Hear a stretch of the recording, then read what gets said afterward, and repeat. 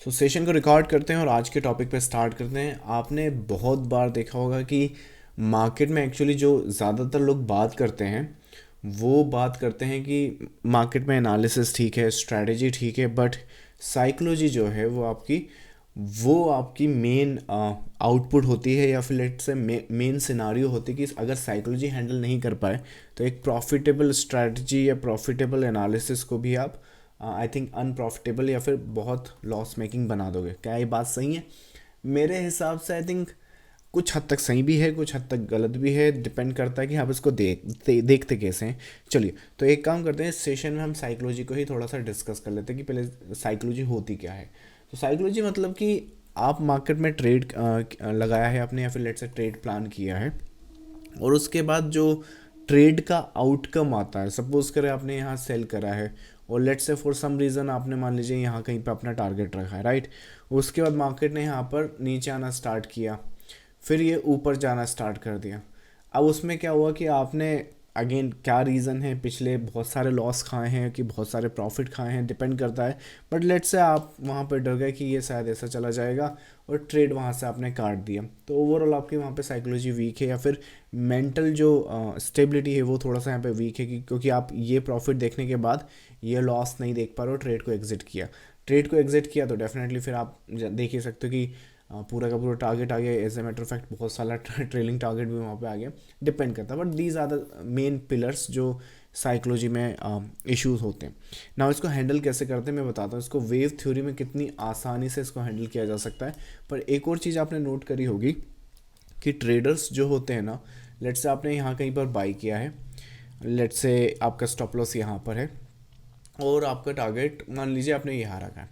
पता है आयरोनिकली क्या है, क्या बात होती है, मैंने आई थिंक ये 99.9% या फिर 999% जो ट्रेडर्स हैं वो सब ये मिस्टेक करते हैं, या फिर सबकी मेंटालिटी पता है यही होती है कि अगर आपने ट्रेड यहाँ लगाया है और मार्केट अगर वो ऐसा कर देता है, नीचे आ जाता है, फिर ऊपर जाता है, लेट से फिर नीचे आ जाता है, तो पता है ये जो ट्रेडर्स हैं वो अपने आप को आंसर क्या करते हैं, अरे कोई दिक्कत नहीं है, मेरा तो स्टॉप लॉस यहाँ पर है, हम रुकेंगे, पूरा देखेंगे मार्केट को, हम अपने रूल्स फॉलो करेंगे, ये करेंगे वो करेंगे, और उसके बाद इवेंचुअली मान लीजिए वो ऊपर जाए नीचे जाए और उसके बाद ऐसे करके नीचे भी आ जाता है, पूरा दिन उसको साइडवेज होके आपका स्टॉप लॉस चला जाता है। अब जब एसएल हिट होता है तो ट्रेडर अपनी पीठ थपथपाता है और बोलता है कि हाँ बहुत अच्छी चीज़ है, मैंने तो अपने रूल्स फॉलो किए हैं, that's totally fine and I look for the next trade. So next trade में सेम ट्रेड सेटअप्स। अब पता है यहाँ पर सेम ट्रेड है, मान लीजिए सेम ट्रेड उन्होंने वहाँ पर लगाई है। जब सेम ट्रेड वहाँ पर लगाई है तो उस केस में क्या हुआ, एंट्री यहाँ लिया उन्होंने, राइट। जब एंट्री यहाँ पर कहीं पर लिया है और मान लीजिए प्रॉफिट में ट्रेड आपका नीचे गया ऐसे, फिर ऊपर गया, फिर ऐसे आया और स्टॉप लॉस बच गया, मान लीजिए हिट नहीं हुआ, और फिर ऊपर आया, और वही ट्रेडर जो लॉस में तो पूरा रूल फॉलो करेगा, बिल्कुल पिप अपना यहाँ पे जो था ना, आई थिंक फॉरेक्स में पिप चलते हैं, आज भी ज़बान पे बैठा हुआ मेरे। एनीवे सो यहाँ पे जो क्या बोलते हैं पॉइंट्स जो होते हैं वो यहाँ पे चलते हैं, और वो बच गया यहाँ पे, तो भी वो पता है यही सेम ट्रेडर अपने टारगेट यहाँ तक नहीं रुक पाएगा और यहाँ अपनी ट्रेड एग्जिट करेगा। अब वो जो भी रीज़न है, आई मीन आयरोनिकली देख लो कि आप लॉस में तो पूरा रुक जाते हो, पूरे रूल फॉलो करोगे, पर ये जो मैदान खाली पड़ा है यहाँ पर, जहाँ पर आपको एक्चुअली जहाँ रुकना चाहिए, जहाँ पर ट्रेल आपको देखना चाहिए, प्रॉफिट्स को खुले छोड़ना चाहिए, वहाँ पर आप नहीं रुक पाते।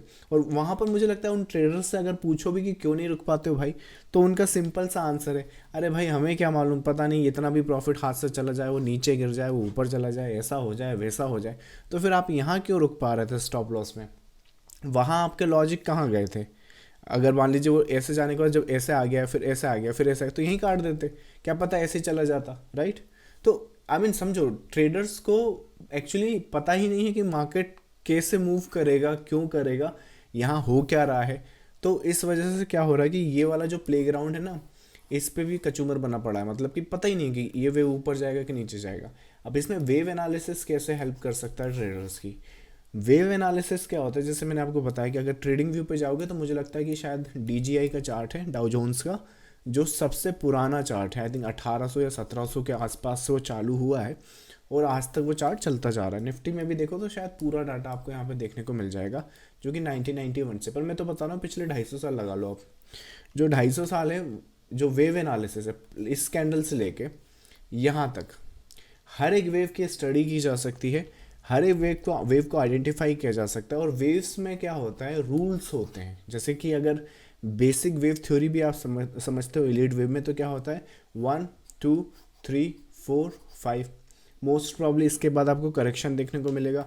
करेक्शन बहुत प्रकार की हो सकती है। एग्जाम्पल के लिए मैं यहाँ पे जिगजैग ले लेता हूँ, पर जैसे रेफरेंस वाइज जिगजैग हो गया, फ्लैट हो गया, ट्राइंगुलर हो गया, WXY हो गया, ट्रिपल करेक्शन या डबल करेक्शन हो गई, राइट। डिपेंड करता है क्या बनता है, बट एक रेफरेंस वाइज मैंने यहाँ पे ये वाला करेक्टर स्ट्रक्चर लिया है। अब इसमें एग्जांपल समझो, अगर आपको वेव एनालिसिस समझ में आता है या आप मार्केट को वेव्स की फॉर्मेशन में या पैटर्न्स की फॉर्मेशन में देखते हो, तो होता क्या है, इसमें हर एक वेव ट्रेडेबल होती है। मतलब कि ज़रूरी नहीं है कि ट्रेडर्स यहाँ सेल कर रहे हैं कि इसमें बाई करना चाह रहे हैं, कि यहाँ पर बाई करना चाह रहे हैं कि वो यहाँ पर सेल सेटअप्स प्लान करके यहाँ बाई करके दोबारा फिर यहाँ सेल करना। डिपेंड करता है आपको क्या वेव ट्रेड करना है, क्यों करना है, उसका लेंथ क्या हो सकता है, वो एंड कहाँ हो सकती है। ये सब कुछ वेव एनालिसिस में ऑलरेडी प्री डिफाइंड रूल्स के हिसाब से मिल जाएगा। जैसे पहला एग्जांपल अगर अपन समझे, तो पहला जो वेव है वो ऐसा होता है। अब सपोज करें मैं सेकंड वेव के लिए अगर सेल कर रहा हूँ, तो मुझे खुद ही मालूम है कि मैं सेकंड वेव के लिए जब सेल कर रहा हूँ तो यहाँ पे कोई पैटर्न या स्ट्रक्चर बनेगा। वो स्ट्रक्चर या पैटर्न कुछ भी हो, लेकिन पहली वेव के बराबर बिल्कुल नहीं हो सकता। तो ये रूल मुझे पता है। अब जब मुझे खुद ही ये रूल पता है, तो मैं खुद ही जानता हूँ कि यहाँ पे अगर मैं सेल करूँगा तो मैं टारगेट तो ये रख नहीं सकता, क्योंकि वेव फर्स्ट है, आइडेंटिफाई जो है इसकी फर्स्ट के हिसाब से किया है। अगर मैंने थर्ड वेव के लिए मान लीजिए बाई किया हुआ है, तो थर्ड वेव सबसे ज़्यादा लंबी या लॉन्गेस्ट होती है। तो डिपेंड करता है, इस पर फिब लगा सकते हैं, एक्सटेंशंस लगा सकते हैं, इन्वर्जन लगा सकते हैं, प्रीवियस स्ट्रक्चर देखा जा सकता है, डिपेंड करता है। तो अगर थर्ड लॉन्गेस्ट, एक बात बता, ये थर्ड अगर लॉन्गेस्ट होनी है, मैंने यहाँ बाई सेटअप्स लगाया है और स्टॉप लॉस मान लीजिए यहाँ लगाया, तो मुझे खुद ही मालूम है कि लॉन्गेस्ट वेव होने वाली है, लॉन्गेस्ट वेव मैं एक्सपेक्ट कर रहा हूँ, तो मैं क्यों यहाँ पे एग्जिट करूँगा?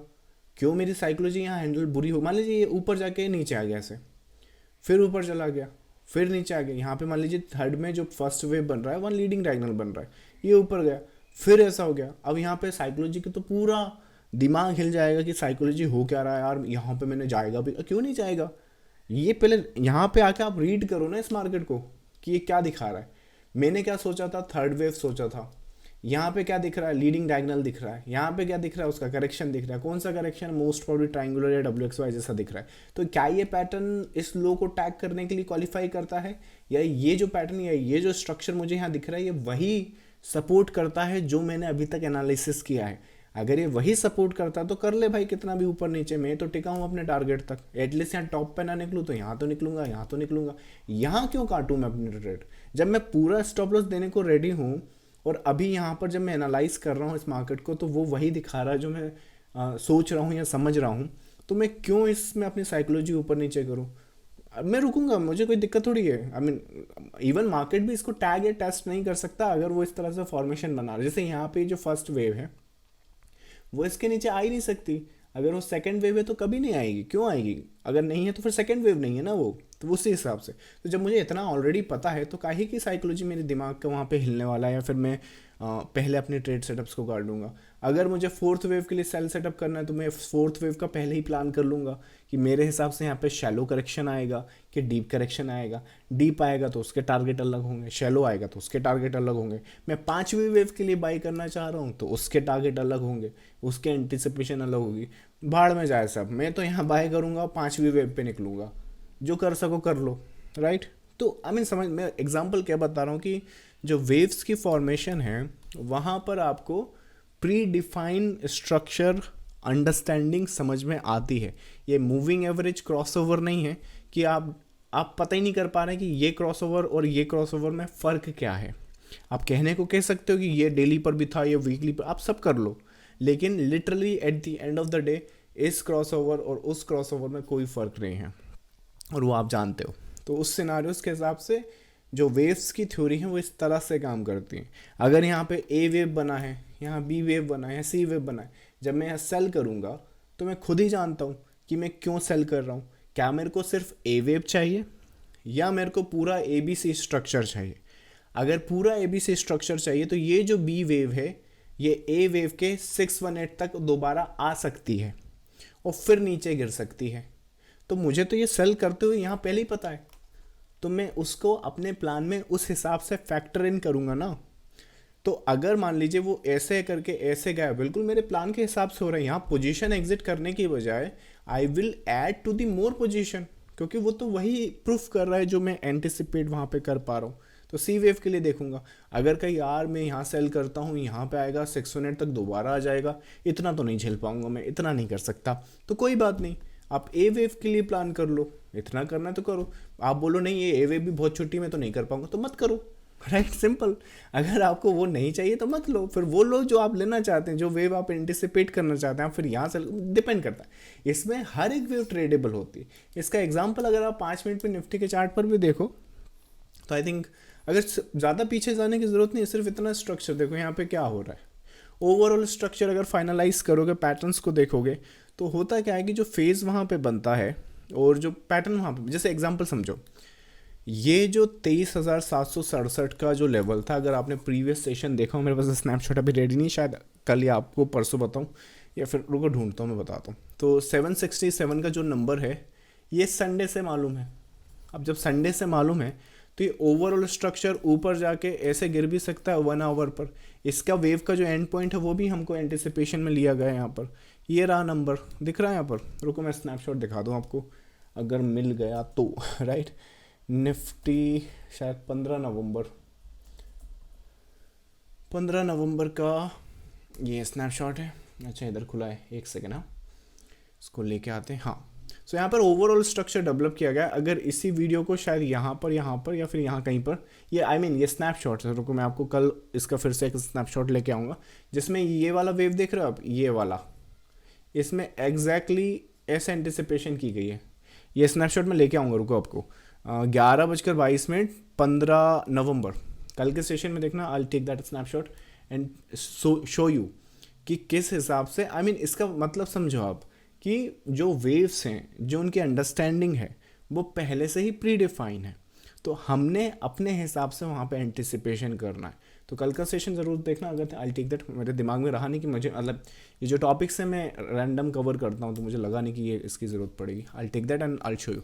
तो उसका जो सिनारियोज हैं वो पूरा का पूरा नीचे आ जाता है, और उस हिसाब से वहाँ पे कैलकुलेशन होती है। अगर पैटर्न्स और स्ट्रक्चर की बात करो तो यहाँ से पैटर्न को स्टार्ट कर सकते हैं हम। इस पैटर्न को जब यहाँ पे आप स्टार्ट करोगे तो किस तरह की कैलकुलेशन बनेगी, 1 2 3 4 5, उसके बाद क्या है, एक जेनेरिक ABC पैटर्न है, ABC। इस C की कंप्लीशन कहाँ है, अभी मैंने आपको स्नैपशॉट बताया 23,767। क्या यहाँ पे पता चली है आपको? नहीं, वो तो संडे से मालूम है। अगर यहाँ पे कोई भी सेल सेटअप आता है और वो प्रोड्यूस होता है और वो ये सपोर्ट को तोड़ देता है मान लीजिए, तो वो इस लॉस की तरफ भागेगा। जब ये भागेगा तो क्या ये प्री डिफाइन है? प्री डिफाइन है। अब वो क्यों करेगा, कैसे करेगा, वो मार्केट जाने। स्ट्रक्चर के हिसाब से, अंडरस्टैंडिंग के हिसाब से, थ्योरीज के हिसाब से मार्केट ने ये करना होता है। अब इसमें क्या क्या ट्रेड कर सकते हैं, आपको जो समझ में आए ट्रेड करें, अगर नहीं समझ में आया तो ना करें। ट्रेडिंग का मतलब क्या है? ट्रेडिंग का मतलब है कि trade what you understand, if you don't understand don't trade it, right. अगर आपको ये थर्ड वेव समझ में आ रही है तो थर्ड वेव करें। यहाँ पर आप प्रीवियस 1-2 दिन के पुराने सेशन देखोगे, मैंने आपको ये जो सी वेव देख रहे हैं यहाँ पे, ये फोर्थ वेव है। उस फोर्थ वेव में अगर इंटरनली देखो ना, तो यहाँ पे एक ये पैटर्न बताया था। इस पैटर्न में इंटरनली इसकी जो कंप्लीशन है वो मैंने आपको बताई थी 622 से 625 के आसपास कुछ था, 23,625 से 622 के आसपास। तो अगर आपको वो समझ में आ रही वो ट्रेड कर लो, नहीं समझ में आ रही छोड़ दो। ये समझ में आ रहा है ये ट्रेड कर लो, ये समझ में आ रहा है ये ट्रेड कर लो, ये समझ में आ रहा है ये ट्रेड कर लो, ये कर लो, डिपेंड करता है। सो लेबलिंग करना चाहो तो 1 2, अगर मैं यहाँ बाई करूँगा तो मुझे खुद ही मालूम है ये जो 2 है वो इसके ऊपर नहीं जाएगा, तो फिर मैं क्यों यहाँ का टारगेट लगाऊंगा अगर फर्स्ट वेव है तो। अगर मैं थर्ड वेव के लिए सेल करूँगा तो मुझे खुद मालूम है फर्स्ट वेव इतनी लंबी है, तो कम से कम डबल ले लूँ, या इसके एक्सटेंशंस ले लूँ, या इन्वर्जन्स ले लूँ, डिपेंड करता है आप क्या देखना चाहते हो, राइट। तो उस हिसाब से अपने प्रॉफिट टारगेट, अगर आप फोर्थ वेव के लिए बाई कर रहे हो तो फोर्थ वेव के लिए बाई कर सकते हो, आप फिफ्थ वेव के लिए सेल कर रहे हो तो फिफ्थ वेव के लिए सेल कर सकते हो, ए के लिए बाई कर सकते हो, बी के लिए सेल कर सकते हो, सी के लिए बाई कर सकते हो, नेक्स्ट मोटिव के लिए सेल कर। आज का जो मार्केट यहाँ ओपन होकर यहाँ जो गिर गया, कोई सरप्राइज है? कोई सरप्राइज नहीं। इसके नीचे जब तक है तब तक इसे टैग करेगा। As a matter of fact आज का भी जो सेल सेटअप है, आज का सेटअप देखो, आज क्या एंटिसिपेट किया है। आज का निफ्टी आपको दिखा देता हूँ, निफ्टी 21 नवंबर ये होना चाहिए। देखना ज़रा, मार्केट मेरे हिसाब से शायद यहाँ कहीं पर ट्रेड कर रहा है, 10:05 देख लीजिएगा कहाँ ट्रेड कर रहा है, तारीख भी देख लीजिए 21 नवंबर। क्या अपडेट किया आपने प्रीमियम ग्रुप में, ये डाउनवर्ड मूवमेंट है, एक करेक्शन है, यहाँ पर डाउनवर्ड साइड आ जाएगा। रेजिस्टेंस को आइडेंटिफाई किया गया, स्ट्रक्चर को आइडेंटिफाई किया गया, लेवल्स अपडेट किया गया 23,354।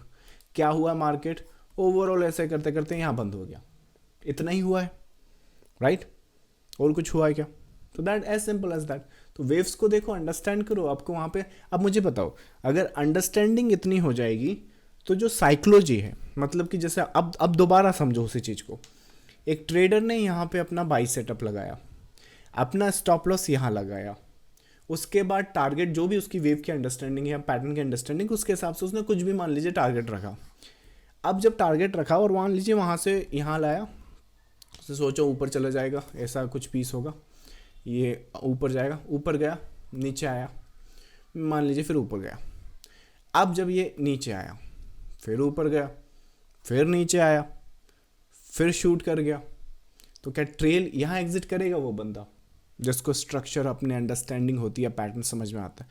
मान लीजिए कर भी दिया, ये वेज है, ट्राइंगुलर है, डाउनवर्ड साइड है, not a problem, still holding that structure, still holding that pattern, I can look for that wave, right? क्या ये वेव ऐसे ही जाएगी? कोई बात नहीं, ऐसी चली जाए, कोई बात नहीं, ऐसी चली जाए, कोई बात नहीं, ऐसी चली जाए, राइट? जब तक स्ट्रक्चर होल्ड कर रहा है, why would I exit that position? ना ये मेरे ऊपर है कि क्या मैं इसको पूरा देखना चाहता हूँ, डिपेंड करता है आप क्या ट्रेड कर रहे हो, इंट्राडे ट्रेड कर रहे हो कि स्विंग ट्रेड कर रहे हो, राइट? आपके क्या एग्जिट प्लान्स थे, राइट? कोई कईयों के टाइम वाइज भी एग्जिट होता है ना, कि यहाँ मैं बाई कर रहा हूँ, मान लीजिए कहाँ बाई तो अपना यहाँ लगा है, तो मैं इसको लेट से अगर इंट्राडे है तो मुझे 2 बजे कहीं जाना, 3 बजे कहीं जाना, तो मैं इसको 1 बजे एग्जिट कर दूंगा। स्विंग लगा है तो लेट से ये ट्रेड में अगले 30 दिन में एग्जिट कर दूंगा। अगर 30 दिन आ गया है तो टाइम वाइज एग्जिट हो जाएगा। नहीं आया है, कम वॉट में लगाया है, कम वॉट में मतलब चाहे जो हो जाए, या तो ये या तो ये, बाकी मॉनिटर हम कर ही लेंगे, राइट? ट्रेल भी कर लेंगे, डिपेंड करता है। तो उस हिसाब से फिर आपकी जो साइकोलॉजी होती है ना, मुझे लगता है वेव एनालिसिस के बाद, अंडरस्टैंडिंग के बाद 70% साइकोलॉजी आपकी ऐसे ही हैंडल हो जाती। बाकी की जो 30% है वो फिर आप प्रैक्टिस कर करके, क्योंकि क्वांटिटी साइज बार बार आपको इंक्रीज कम ज़्यादा करना पड़ता है, रिस्क हर ट्रेड में अलग अलग होता है, तो उसके हिसाब से भी कई बार जैसे अपन ने ट्रेड लिया, मान लीजिए अपन ने ट्रेड तो लगा दिया, लेकिन कल कोई फंडामेंटल इवेंट आ गया, या फिर जैसे आज अदानी का देखा होगा आपने, राइट? तो उस हिसाब से कोई इश्यूज आ जाते हैं, तो वो सब फिर साइकोलॉजी आपको उतना हैंडल करना पड़ता है। जन्म घुट्टी या कोई जड़ी बूटी तो किसी की 100% कुछ नहीं है, राइट? तो वो हैंडल होता है, राइट? तो that's how I think you can, अगर वेव्स की फॉर्मेशन में देखोगे, अंडरस्टैंड करोगे मार्केट को, तो डेफिनेटली आप साइकोलॉजी का जो चैप्टर है वो वैसे ही कवर अप हो जाता है। लेकिन फिर भी जो 30% बचा है उस पर मेहनत आपने करनी होती है। तो ये उससे बहुत अच्छा है जो ट्रेडर्स यहाँ बाई कर रहे हैं, यहाँ स्टॉप लॉस लगा रहे हैं, यहाँ टारगेट रख रहे हैं, ये उनसे लाख गुना अच्छा है जो ट्रेडर्स यहाँ तो पूरा रूल फॉलो कर रहे हैं, लेकिन जैसे ही मार्केट यहाँ आता है ना, तो उनके पैरों के नीचे ऐसे अंगारे आ जाते हैं, उचकने लगते हैं, बस अब काटूं, अब काटूं, अब काटूं, काट दूं, राइट? और उसके बाद बूम, राइट? ऐसा कुछ होता है, तो उनसे तो बहुत अच्छा है। एनीवेज, चलो, सो that's I think the today's session on the psychology side. अगर इसकी क्योरीज ज़रा आप भेज दीजिए, अगर आपकी कोई क्योरीज इसके रिगार्डिंग है तो। बाकी जो यूट्यूब पर देख रहे हैं, अगर आप इन सेशन में लाइव आकर अपना कुछ क्योरी मुझसे पूछना चाहते हैं, तो ये पब्लिक टेलीग्राम चैनल है जिसे आपको ज्वाइन करना पड़ेगा। यहाँ पर आकर आप सीधा लाइव आइए, मुझसे क्योरीज पूछिए, क्योंकि कई बार यूट्यूब के कमेंट सेक्शन की क्योरीज में यहाँ ले नहीं पाता हूँ। That's I think the case. बाकी आप यूट्यूब कमेंट पे भी डाल सकते हैं, that's not a problem, right? So I hope to see you in the next live session, right? बाकी एक ध्यान रखिए, हमारा 10,000 सब्सक्राइबर का टारगेट है। As soon as we do that, we will plan a meetup और we will conduct a session on the wave analysis, offline session की बात कर रहा हूँ। चलिए, so that's I think the update. Queries चलिए आपके आंसर करते हैं। क्या आपके साथ ऐसा होता है कि जिस वेव को आपने मोटिव आइडेंटिफाई किया हो वो मोटिव ना निकल कर करेक्शन निकले? अगर हाँ तो इसको आप कैसे टैकल कर सकते हैं? बहुत अच्छा क्यूरी, बहुत अच्छा क्यूरी। सो यहाँ पर आप क्या पूछ रहे हो, लेट्स आपने कोई वेव आइडेंटिफाई किया है और इस करेक्शन को आइडेंटिफाई किया है। अभी आप क्या बोल रहे हैं कि ओके, सो अब आप ये बोल रहे हैं कि हमने इसको मोटिव आइडेंटिफाई किया, इसको ये कुछ और करा है, और उसके बाद मान लीजिए हमने कुछ पोटेंशियल टारगेट एक्सपेक्ट करें, पर वो ऐसा ना निकला। वो एक्चुअली क्या हुआ कि अब डिपेंड करता है, अगेन इसका कोई एक सिंपल आंसर नहीं है कि मैं इसको ऐसे बोल दूँ, ये डिपेंड करते कि आप उसको कैसे आउटकम लाते हो। जैसे सपोज कर हमने यहाँ बाई सेटअप लगाया, हमारी पूरी अंडरस्टैंडिंग गलत हो गई, हमने इसको जिसको फर्स्ट माना था वो एक्चुअली ऐसा कुछ था, और वो एक्चुअली यहाँ पे ABC था, जिसमें हमने 22 सेटअप्स लगा लिए, और अगर उस केस में ऐसा हुआ तो डेफिनेटली उसमें तो आपका स्टॉप लॉस जाएगा और उसमें आपके पास बचाव के कोई कारण वहाँ पे होंगे नहीं। दूसरा केस जो मैंने इसके पहले बताया कि अगर मान लीजिए यहाँ पर ये वेव नहीं है, फर्स्ट है, मान लीजिए फर्स्ट है, सेकंड है, और मैं थर्ड का एंटिसिपेशन कर रहा हूँ, उसकी थर्ड की जगह वो सी निकल जाता है, सी वेव निकल जाता है, एक्स वेव निकल जाता है, राइट, डिपेंड करता है, या अलग कॉम्प्लेक्स पैटर्न में वो चला जाता है। तो उसमें क्या होता है कि वहाँ पे थोड़ा बाउंस है, जैसे मैंने अभी थोड़ी देर पहले ही आपको एक्सप्लेन करा ना कि ये वेव जो है, तो जब ये डेवलपमेंट में होगी तो हम उसे रीड करेंगे, और जब रीड करेंगे तो उसकी जो रीडिंग आएगी उसके हिसाब से फिर इसका मेंटेनेंस लगेगा। तो अगर मान लीजिए मेरा पोटेंशियल टारगेट यहाँ पर है जो कि थर्ड वेव में और मान लीजिए सी वेव में, दोनों में ही कवर है, और इसकी जो रीडिंग आती है वो थर्ड या सी की तरह ही आती है, पर मैं थर्ड वेव की तरह रीड कर रहा था, तो क्या दिक्कत है? कोई दिक्कत नहीं। एक बार टारगेट आपकी जेब में आ गया, आपने पोटेंशियल टारगेट ले लिया, तो आप मार्केट को ये, और उसके बाद मान लीजिए वो सी वेव निकला ना कि थर्ड वेव, तो मार्केट को आप पैसे वापस करोगे अपने कि नहीं रख लो, मैं तो ऐसा नहीं कर रहा था यार, मैं तो ये वेव सोच रहा था, आपने वो दे दी राइट, ऐसा तो नहीं करोगे। तो डिपेंड करता है, आई मीन इसका केस बाय केस अलग अलग केस है, but I think these are the overall concept. अगर वेव्स को फॉलो करोगे तो इस हिसाब से मैनेज कर सकते हो। चलो नेक्स्ट है आपका आई थिंक ये मास्टर इन्वेस्टिंग वीडियो कोर्स।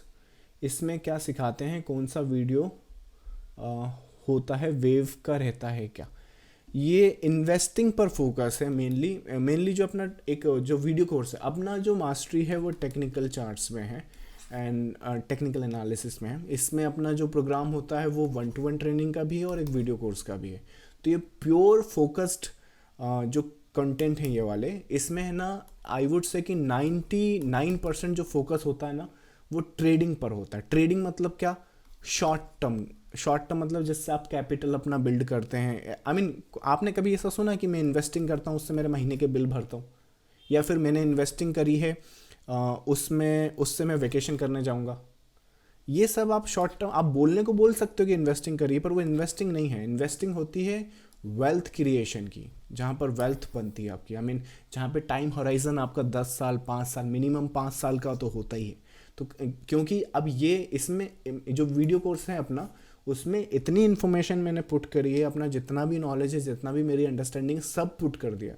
तो उसमें क्या है कि वो बहुत ओवरवेलमिंग हो गया। तो उसमें अगर मैं कुछ और ऐड करता तो समझ में नहीं आता, राइट। तो उसकी वजह से क्या करा है, इसको सेपरेटली एक इन्वेस्टिंग का प्रोग्राम बनाया है, जिसमें सिर्फ इन्वेस्टिंग की हम बात करते हैं, पैटर्न एंड आइडेंटिफिकेशन करते हैं, और लॉन्ग टर्म होराइजन पे बात करते हैं कि कैसे एक ट्रेडर अगर अपनी कैपिटल बिल्डअप कर पा रहा है, या फिर लेट्स से ट्रेडर नहीं भी है, कोई बिजनेसमैन है या फिर कोई जॉब कर रहे हैं कहीं पर, उसको बस इन्वेस्टिंग पर फोकस करना है, जिसमें टेक्निकल सहारे या फिर वेव्स के सहारे उस पोर्टफोलियो को वो मैनेज कर सके और लॉन्ग टर्म वेल्थ बना सके, ये उनके लिए प्रोग्राम है। So I hope that answer your query. Next आपका सर वेज फॉर्मेशन एक बार बता दीजिए। आई थिंक दीपक इसका एग्जैक्टली अगेन देखो, ये जितने भी रूल्स मैंने आपको बताया ना यहाँ पे 1 2 3 4 5 ABC, ये सारे जेनेरिक और वो रूल्स मैंने बताए जो आपको इजीली इंटरनेट पे अवेलेबल होंगे, ताकि आप उसे समझ सको, सीख सको, कहीं दिक्कत ना है। वहाँ पे मैं कुछ ऐसा बता दूँ जो कहीं और आपको मिले ना या समझ में ना आए, तो वो इस वजह से मैं वही कॉन्सेप्ट फॉलो आपको यहाँ पे बताता हूँ जो ईजिली आपको अवेलेबल। तो same with the ways also, अगर आप वेज का पूछ रहे हो तो certain rule and certain structure के अगर एग्जैक्टली जानना है कि वेज क्या होता है, तो I think you should consider the अपना जो वीडियो कोर्स है, उसमें सब कुछ मिल जाएगा आपको। बाकी अगर बात करें कि होता क्या है, ये टेक्निकली आई मीन ट्रायंगुलर जैसा ही होता है, कुछ ABCDE इस तरह से कुछ होता है। नेक्स्ट फेज आप नेक्स्ट वेव एंटिसिपेट कर रहे होते हो, जिसमें ABCD सॉरी ये A है, ये B है, ये C है, ये D है और ये E है, इस तरह से बनता है। इन वेव्स के भी इंटरनली रूल्स होते हैं, उनके लिए अगर आप चाहें तो अपना वीडियो कोर्स कंसिडर कर सकते हैं। बाकी पैटर्न की बात कर रहे हैं तो ऐसा दिखता है। That's the case here. Next आपका I believe in waves but confused with whom to go, whether you Siglu or someone else. Everyone says we are different from Elliott Wave, Nelly as well. How to know and trust what will work, and with everyone having different rules. Okay so यहाँ पे आप क्या कर रहे हो, मुझको किसी और से कंपेयर कर रहे हो, राइट। अगेन किसी और का नाम मैं यहाँ ले नहीं सकता कि किसका आप रूल कर रहे हो। अगर आप इसका, मैंने सिंपली क्या पता क्या रूल निकाला है, इसके लिए मेरे पास ट्रायल अवेलेबल है। जिस तरह से मैं पैटर्न देखता हूँ, अंडरस्टैंडिंग करता हूँ, अपने प्रीमियम ग्रुप का ट्रायल लो, देखो कैसे फिगर आउट करता है, आपको क्या सूट करता है। Which ever you find comfortable you can look for that possibility, right. इसमें मैं ये नहीं क्योंकि अगर यहाँ पे मैं बोलूँ नहीं I am the best only, I am the only one, ये तो अहंकार हो गया, right. So I don't think कि that should be the approach to that. मुझे लगता है कि ये वो आंसर है जो आपको खुद को एनालाइज करना पड़ेगा, खुद को ढूंढना पड़ेगा। बाकी रही बात कि जो मैं बोल रहा हूँ, जो मैं अंडरस्टैंड करता हूँ, उसको अगर आपको टेस्ट आउट करना है तो अपना प्रीमियम ग्रुप है, इसका ट्रायल अवेलेबल है। यू कैन एंटिसिपेट एंड देखो कि ये जो सब मैं देख रहा हूँ, बता रहा हूँ, how is that possible, right. और वो अगर आपने करना है तो उस हिसाब से you have to go with that rule. Next है आपका in ABC correction, is it mandatory to tag the C wave, but have seen most of the time it's not tagging move website, and can you explain? Okay, question ये है कि जो ABC wave है उसमें जो एक motive A, B और B के बाद क्या बोल रहे हो, C वेव। तो C वेव में आप क्या बोल रहे हो, C वेव में टैगिंग मूव अपसाइड। ओके, सो C वेव में ये इसको टैग करे कि ना करे, इसको टैग करे कि ना करे वो डिपेंड करता है कि यहाँ पे पैटर्न कौन सा फॉर्म करेगा। अब ऐसे तो हम ये भी बोल सकते हैं कि जो बी वेव है वो भी इसको टैग करे ना करे, ये भी तो डिपेंड करता है ना। सो लेट्स से यहाँ पर अगर zigzag time kind of formation बन रही तो इसको टैग नहीं करेगा, फ्लैट बनेगा तो इसको टैग कर देगा, तो वो तब भी बी वेव है, नहीं टैग करेगा तो भी बी वेव है। सो वो पैटर्न पे डिपेंड करता है कि टैग करे ना करे। ना क्या ये करे ना करे, आई मीन दोनों तरह के पैटर्न। अब अगर आप कॉन्ट्रैक्टिंग फ्लैट या हाफ ट्रायंगुलर पैटर्न्स देखोगे तो वहाँ पे मेरे हिसाब से सी वेव जो है वो टैग नहीं करता है। अगर आप एक्सपेंडिंग फ्लैट टाइप के पैटर्न देखोगे तो उसमें वो टैग करता है। तो दैट डिपेंड्स कि वो पैटर्न आप क्या देख रहे हो। That's the case here. Next आपका no sir didn't mean to, ये तो क्वेश्चन समझ नहीं आया। आई थिंक किसी का everyone is having, okay so everyone is having different rules. Different rule I think मुझे लगता है कि ये पर्सनल पर्सपेक्टिव से बन सकते हैं कि डिफरेंट रूल्स। अगर कोई कह रहा है कि लेट्स से कि मेरे डिफरेंट रूल हैं तो होंगे, that's exactly fine, totally fine, तो उसमें गलत क्या है, right. Now what I am saying कि what I do is a wave analysis, now that's the concept. So उसमें मैं ऐसा नहीं बोल रहा हूँ कि it is better than that, it is better than that, it is better, it is the concept only, right. Now इस concept से मुझे इस तरह की एंटिसिपेशन देखने को मिलती है। Now that's the case. So अगर I think that should be answer you query, right. चलिए नेक्स्ट है, आज लास्ट क्वेश्चन करें। I am struggling to identify the waves and the pattern, can you please guide me how to get started on this. I am struggling to identify, okay so query है कि pattern and structure identify नहीं हो रहे हैं, guide करें। अगर इसका random guide चाहिए आपको तो पूरा इंटरनेट ओपन पड़ा है जहाँ पर आपको सेशंस मिल जाएं, लाइव सेशन मिल जाएं, सबको स्टडी करें, सबको सीखें समझें। पर इसका अगर सटीक, लिटरली अगर आप सीरियस हो ना अपने क्वेश्चन के बारे में कि अगर इसका सटीक आंसर चाहिए कि 100% जहाँ पर आपको टेक्निकल एनालिसिस पे एटलीस्ट मास्टरी जहाँ पर हो जाए, तो उसके लिए फिर आप कंसिडर द वीडियो कोर्स। मैं सच बता रहा हूँ, I mean I am telling you ना कि ये जो कोर्स है या ये जो वीडियो कोर्स है ये करो, करने के बाद इसमें जो इन्फॉर्मेशन और जो कंटेंट यहाँ पे प्रोवाइड किया गया है, अगर वो आपको इंटरनेट पे कहीं और मिल गया, you will get your money back. वो हो ही नहीं सकता, है ही नहीं, राइट। तो वो पैटर्न एंड स्ट्रक्चर अगर आप सीरियसली अंडरस्टैंड कर रहे हो तो this is how you should get started and this is how you and the pattern. ऐसा थोड़ी कि आज आप टेक्निकल एनालिसिस सीख रहे हो, बस सीखते जाओगे सीखते जाओगे सीखते जाओगे, तो ट्रेड कब करोगे, आगे कब बढ़ोगे। एक बार सीख के ख़त्म कर दो, सीख लिया, डन कर दिया, आगे बढ़ो अपनी लाइफ में, ट्रेड करो, कैपिटल बनाओ, आगे बढ़ो, राइट। CAGR बनाओ, CAGR कंपाउंडिंग समझो, इन्वेस्टिंग करो। वो सब कब करोगे अगर सीख नहीं है तो। सो अगर अल्टीमेट सोल्यूशन चाहिए तो we have the video course, अगर आप चाहें तो वो कंसिडर कर सकते हैं। अगर रैंडम चाहिए तो आई थिंक हमारे यूट्यूब पर काफ़ी सेशन है, काफ़ी दिनों से मैं ही खुद सेशन कर रहा हूँ यहाँ पर, राइट। चलिए I think so that's it. I think आज कुछ क्यूरीज कुछ भी रहेगी, एक काम करता हूँ मैं कॉपी कर लेता हूँ, कल इनको वापस आंसर करेंगे। So thank you so much guys for joining the live session. अगर आप यूट्यूब पर इन सेशन को देख रहे हैं तो लाइक करना, कमेंट करना एंड मेक श्योर किसी के साथ शेयर करना ना भूलें ताकि हमारा जो टारगेट है वो पूरा हो जाए। मैं मिलूंगा आपको नेक्स्ट लाइव सेशन में। Thank you so much, bye bye.